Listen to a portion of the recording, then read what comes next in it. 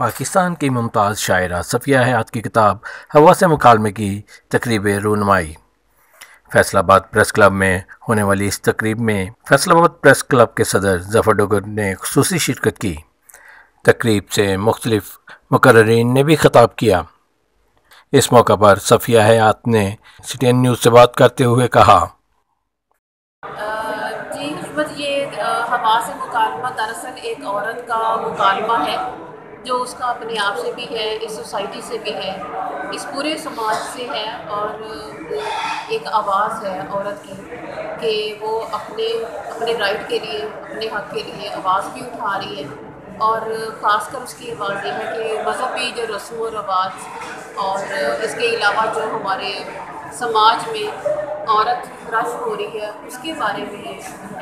اور یہ زیادہ تر ٹاپک اس میں نے وہ اٹھائے ہیں جو عورت کو باہر نکلتے ہوئے پیش آتے ہیں، گھر میں رہنے والی عورت کو بھی پیش آتے ہیں۔ یہ الگ بات ہے کہ ہم ان کو ایک ریپنگ پیپر میں لپیٹ کے اچھے رسوم میں پیش کر دیتے ہیں، اور لیکن میں نے جب آواز اٹھائی ہے، میں نے لکھا ہے، تو اصل میں یہ ایک چیز بن کے رہ گئی ہے۔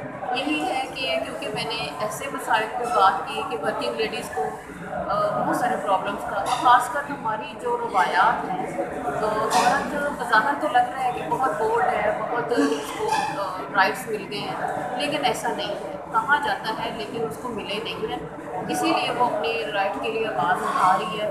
اور جب وہ آواز اٹھاتی ہے تو پھر کہہ دیا جاتا ہے کہ یہ ایک باغی عورت ہے۔ تو یہی وجہ ہے کہ اب صرف میں ہی نہیں بلکہ دنیا کے تمام خواتین جو ہیں وہ ایسی ہی شاعری کر رہی ہیں۔ وہ جو روایتی شاعری سے نکل کے شاعری ہے یہ اگر میں کہوں کہ اس میں گل و رخسار کی باتیں ہیں، کسی محبوب کی باتیں ہیں، تو اس میں وہ چیز میں نے نہیں کی کہ وہ چیز اس میں نے ایڈ کی ہے جو خاتون کو اندر پیش آتی ہے۔ یہ عورت کے اندر کی کہانی ہے۔ اگر میں یہ کہوں کہ عورت کے اندر کی کہانی ہے جو وہ اپنے رشتوں سے نہیں کہہ پاتی، اپنے ماں باپ، اپنے بہن بھائیوں سے نہیں کہہ پاتی، بلکہ اپنے کو ہسبینڈ سے نہیں کہہ پاتی، تو یہ جب وہ اپنے اندر کی بات نہیں کہہ پاتی تو پھر وہ لکھنا شروع کر دیتی ہے، اور جب ایسی شاعری سامنے آتی ہے تو اس کے لیے پھر یہ ہے کہ باغی ہونے کا خطاب بھی دیا جاتا ہے، لیکن یہ ہے کہ انٹرنیشنل لیول پہ یہ کتاب کو بہت زیادہ پذیرائی ملی ہے۔ اچھا میڈم، آپ یہ بتائیں کہ آپ کیا ایک تحریر میں نے پڑھی تھی، اس میں آپ نے لکھا ہے ارے بھائی سچ کہوں صحیفے اترے نہیں، جی لکھے گئے ہیں۔ جی، یہ نظم اس کتاب میں ویسے ہے نہیں۔ اچھا، جی، اس میں آپ کو ڈر نہیں لگا کہ آپ پہ فتویٰ بھی لگ سکتا ہے؟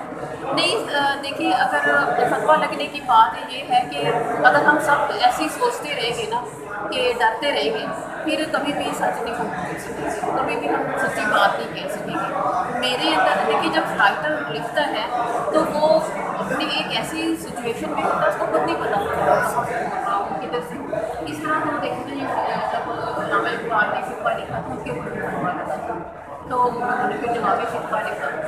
تو اگر یہ میرے پہ لگا دیں گے تو پھر میں بھی کوئی ایسا اس کے بارے میں جواب لکھوں گی، لیکن یہ ہے کہ اس میں بہت ساری ایکسپلینیشن کی اگر میں کروں تو میرا خیال ہے رائٹر کبھی بھی اپنی لکھی ہوئی چیز کو ایکسپلین نہیں کر سکتا۔